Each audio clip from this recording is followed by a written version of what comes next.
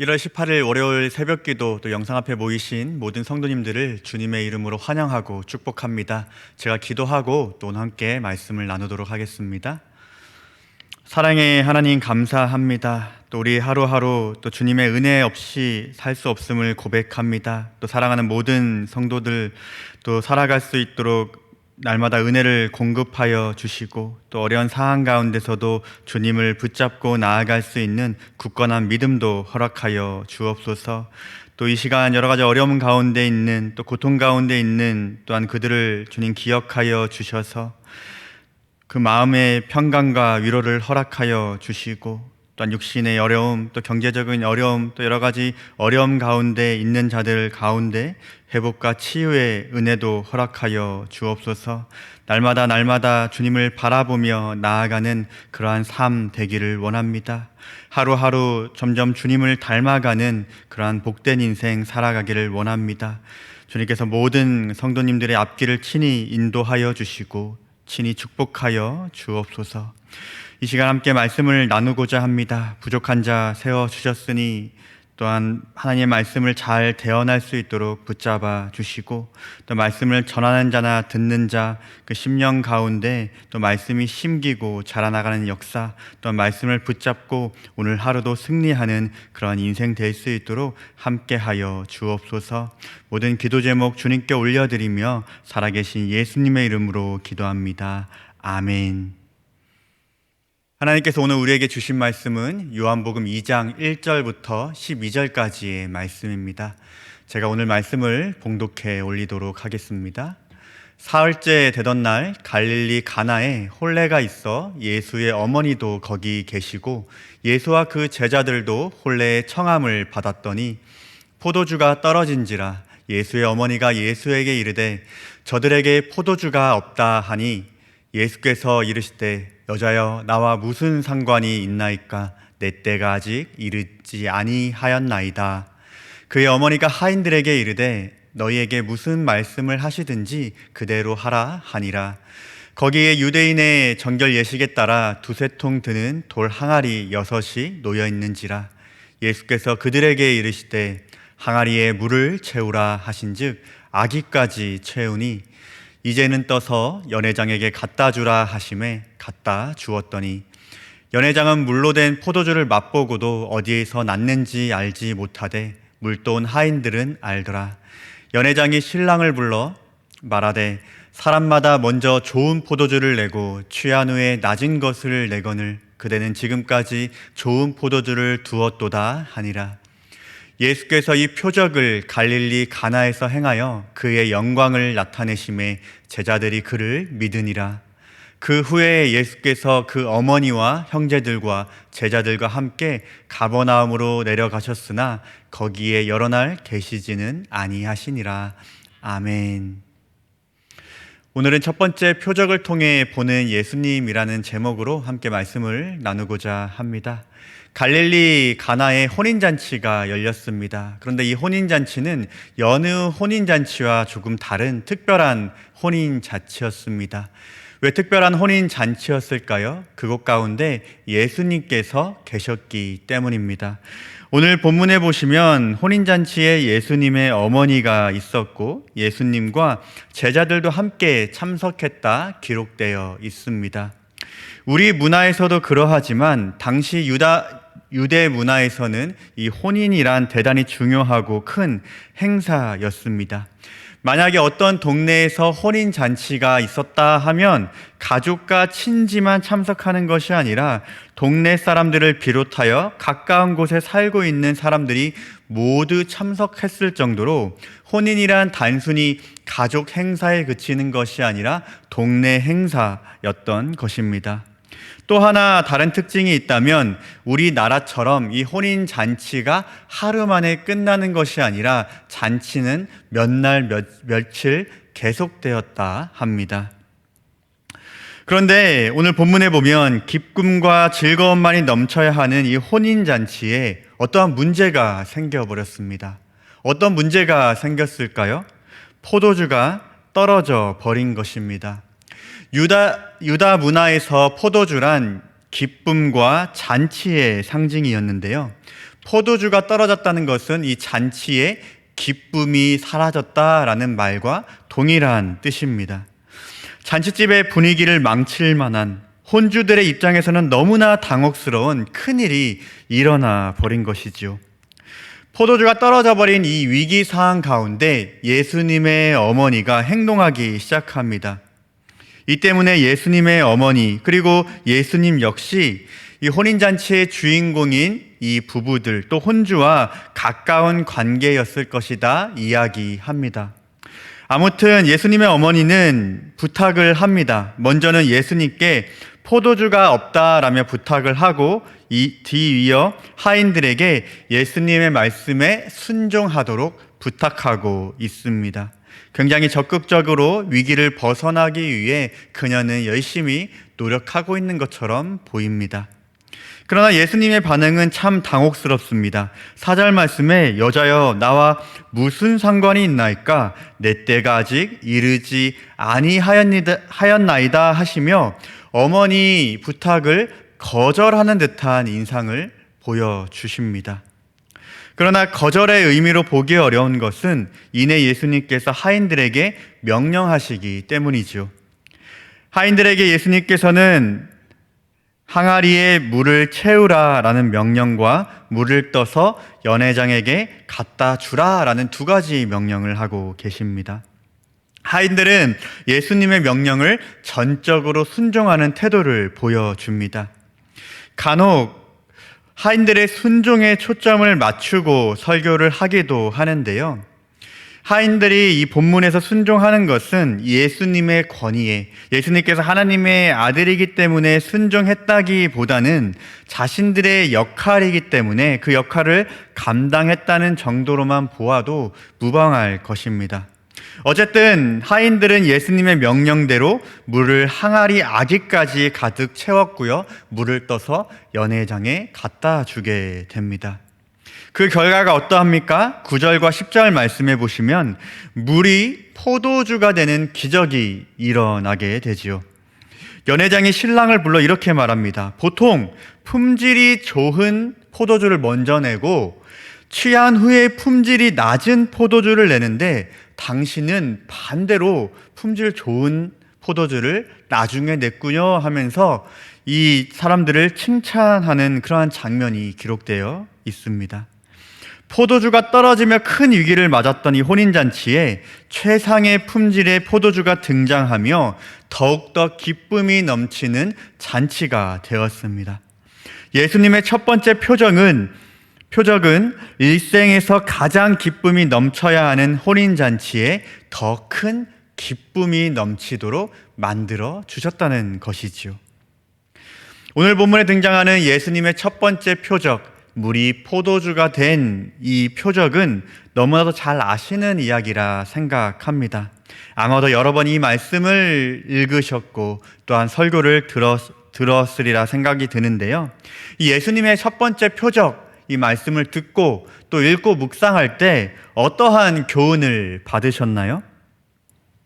우리는 마리아의 믿음에 초점을 맞추어 마리아와 같이 우리도 예수님을 믿음으로 구해야 한다라는 결론을 내든가, 혹 예수님의 말씀에 순종했던 하인들과 같이 우리도 말씀에 순종하면 예수님의 기적을 경험하게 될 수 있을 것이다 라며 예수님이 아니라 사람들의 포커스를 맞춰 결론을 내곤 합니다. 완전히 잘못된 교훈이나 결론이라고 할 수는 없지만 우리는 성경을 볼 때 중요하게 보아야 하는 것이 있습니다. 바로 저자의 의도입니다. 즉 하나님께서 이 말씀을 우리에게 주신 이유가 무엇인지 생각하며 말씀을 읽고 듣고 묵상해야 한다는 것입니다. 요한은 요한복음 20장 31절 말씀을 통해 기록 목적을 이렇게 말하고 있습니다. 오직 이것을 기록함은 너희로 예수께서 하나님의 아들 그리스도이심을 믿게 하려 하며 또 너희로 믿고 그 이름을 힘입어 생명을 얻게 하려 함이니라. 요한복음은 왜 쓰여졌습니까? 예수께서 그리스도시다, 예수께서 하나님이시다라는 것을 성도들이 믿도록 쓰여진 성경입니다. 요한복음은 철저히 예수님 중심으로 예수님이 누구신가에 초점을 맞추어 기록이 되었다는 것입니다. 왜 예수님 중심으로 이 요한복음이 기록이 되어 있습니까? 말씀을 듣는 성도들이 예수님의 이름을 힘입어 생명을 얻게 하기 위해서라는 것이지요. 그리하여 오늘 본문도 이러한 결론으로 내립니다. 11절 말씀해 보시면 예수께서 이 첫 표적을 갈릴리 가나에서 행하여 그의 영광을 나타내심에 제자들이 그를 믿으니라. 이렇게 오늘 말씀의 결론을 내리고 있습니다. 예수님께서 갈릴리 가나에서 표적을 베풀어 주신 이유가 무엇입니까? 말씀을 듣는 우리도 제자들과 같이 예수님을 그리스도로 참 하나님으로 믿게 하기 위해서입니다. 사랑하는 성도님들에게 예수님은 누구십니까? 예수님은 어떠한 분이십니까? 오늘 본문에서 말하는 예수님이 어떠한 분이신가를 두 가지로 간단히 정리를 해보려고 합니다. 첫째로 예수님은 물을 포도주로 바꾸신 것 같이 우리의 삶을 완전히 바꾸시는 분입니다. 어떤 학자는 오늘 본문을 설명하며 예수님은 유대교라는 물을 기독교라는 포도주로 완전히 변화시켜 주셨다라고 설명하기도 합니다. 요한 공동체, 이것들을 듣는 1차 독자들은 유대인들과 또 과거 유대교였던 이방인들로 구성이 되어 있었습니다. 요한은 자신의 복음서를 통해 공동체 구성원들이 과거에 따르던 유대교를 완전히 버리고 그리스도 안에서 완전한 기독교인으로 살기를 누구보다 간절히 소원했을 것입니다. 그리하여 철저히 그는 듣는 독자들로 또 읽는 독자들로 하여금 예수님이 어떠한 분인지를 가르쳐 주고 있습니다. 고린도서 5장 17절 말씀해 보시면 그런즉 누구든지 그리스도 안에 있으면 새로운 피조물이라 이전 것은 지나갔으니 보라 새 것이 되었도다 말씀하고 계십니다. 예수님은 우리를 완전히 새로운 인생으로 바꾸시는 분입니다. 이를 한 단어로 중생, 즉 다시 태어났다, 거듭났다 이렇게 말하기도 합니다. 예수님은 예수님을 알지 못하고 살았던 삶에서 예수님을 믿는 삶으로, 예수님을 대적하고 거부하던 삶에서 예수님을 따르고 예수님을 닮아가는 삶으로 변화시키는 분이십니다. 예수님께서 이 땅에 오신 이유가 무엇입니까? 죄인인 우리를 의인으로 바꾸시기 위해 오신 분입니다. 세상의 자녀, 사탄의 자녀인 우리를 하나님의 자녀로 신분을 바꿔주시기 위해 오신 분이시고요. 멸망의 길에서 생명의 길로 옮겨주시기 위해 예수님은 이 땅에 오신 분이라는 것이지요.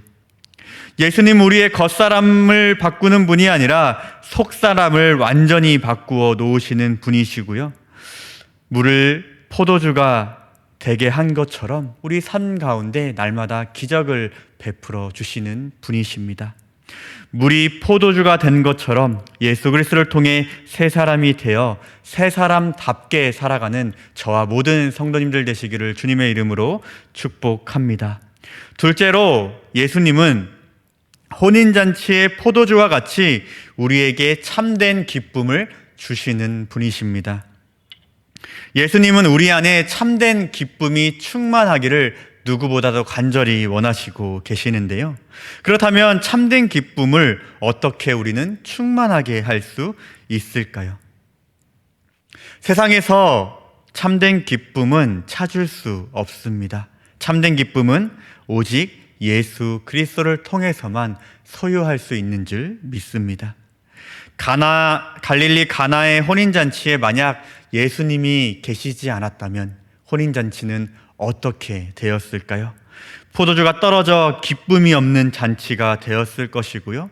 분위기는 완전히 엉망이 되었을 것이고 그 혼인잔치의 주인공인 부부는 아주 큰 상처를 받았을 것입니다. 만약 우리 인생에 예수님이 계시지 않는다면 어떠한 인생을 살아갈까요? 포도주가 없는 혼인잔치와 같은 그러한 인생이 될 것입니다. 참된 기쁨을 누릴 수 없을 것이고 또한 영원한 생명도 소유하지 못하는 그러한 인생을 살아가게 될 것입니다. 또한 우리 그러한 예수님 없는 인생의 끝은 허무함과 허망함 또한 멸망으로 끝을 맺게 될 것입니다. 그러나 우리의 삶을 돌아보면 때로는 우리 인생에서 예수님이라는 존재가 없어도 되는 그러한 삶을 살아갈 때가 있습니다. 세상을 쭉 살펴보면, 세상을 한번 보면 예수님 없이도 잘 먹고 잘 살고 있는 것처럼 보이기도 합니다. 때로는 이런 생각이 듭니다. 저 사람은 어떻게 예수님 없이도 저렇게 행복해 보일 수가 있을까? 어떻게 저 사람은 예수님 없이 저런 겸손한 삶, 또한 저런 베푸는 삶을 살지? 라는 생각이 들기도 합니다. 예수님이란 존재가 우리 인생에서 미치는 영향력이 미비해 보일 때도 있지요. 그러나 예수님 없는 인생은 참된 기쁨과 만족을 누릴 수 없는 그러한 인생인 줄 믿으시기 바랍니다. 우리는 태어날 때부터 빈 공간을 가지고 태어나는데요. 그 빈 공간은 세상의 어느 것으로도 채울 수 없는 공간입니다. 세상 사람들은 태어날 때부터 가지고 태어난 빈 공간을 세상의 것으로 채우려고 끊임없이 평생을 노력하지만 결국 남는 것은 공허함, 허무함 밖에 없습니다. 솔로몬이 이야기했듯이 헛된 것들로 채울 수밖에 없다는 것이지요. 왜냐하면 우리가 태어날 때부터 가지고 태어난 빈 공간은 오직 예수 그리스도로만 채워질 수 있도록 우리가 만들어졌기 때문입니다. 이 빈 공간이라는 것은 생명과도 깊은 관계가 있는데요. 예수님을 통해 빈 공간이 채워졌다는 것은 우리가 생명을 누리고 있다는 말과도 같기 때문입니다. 하나님은 이 생명을 주시려고 이 빈 공간을 채워주시기 위해 독생자 예수를 이 땅에 보내주셨고 우리는 예수를 믿을 때 멸망하지 않고 영원한 생명을 선물로 얻게 되었습니다. 사랑하는 성도님들, 우리에게 참된 기쁨과 영생을 선물로 주신 예수님께 감사드리며 오늘 하루도 예수님께서 주시는 참된 기쁨과 영생을 누리시는 성도님들 되시기를 축원합니다. 오늘 하루도 우리 함께 이 말씀을 붙잡고 승리하는 하루 됩시다. 함께 주기도문 하겠습니다. 하늘에 계신 우리 아버지여, 이름이 거룩히 여김을 받으시오며 나라가 임하시오며 뜻이 하늘에서 이루어진 것 같이 땅에서도 이루어지이다. 오늘 우리에게 일용할 양식을 주시옵고 우리가 우리에게 죄 지은 자를 사하여 준 것 같이 우리 죄를 사하여 주시옵고 우리를 시험에 들게 하지 마시옵고 다만 악에서 구하시옵소서. 나라와 권세와 영광의 아버지께 영원히 있사옵나이다. 아멘. 우리 오늘 말씀을 기억하시며 함께 기도했으면 좋겠는데요. 특별히 예수님이 우리 인생 가운데 어떠한 분이신지를 곰곰이 묵상하며 기도하셨으면 좋겠습니다. 오늘 말씀을 붙잡고 함께 기도의 자리로 나아가겠습니다. 기도하겠습니다. 사랑하는 하나님,